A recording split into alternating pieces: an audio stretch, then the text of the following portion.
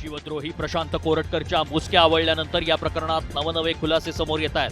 न्यायालयानं कोरटकरला 3 दिवसांची पोलीस कोठडी सुनावली आहे. त्यातच पोलिसांच्या प्रश्नांची उत्तरं टाळणाऱ्या मस्तवाल कोरटकरला पोलिसी खाक्या दाखवत 5 तास कसून चौकशी करण्यात आली. तो पोपटासारखा बोलला.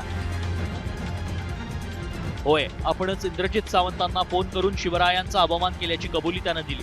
मोबाईलमधील डेटाही स्वतःच डिलीट केल्याचं प्रशांत कोरटकरनं मान्य केलंय.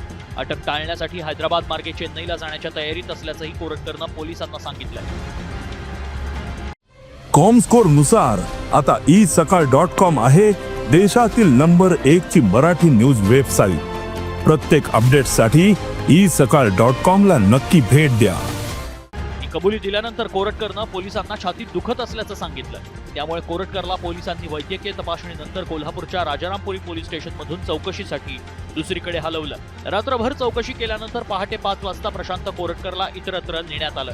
कोरटकरनं दिलेल्या कबुलीनं आणि पुरावे नष्ट केल्यानं त्याच्या कोठडीत पुन्हा वाढ होणार का याबाबत उत्सुकता आहे.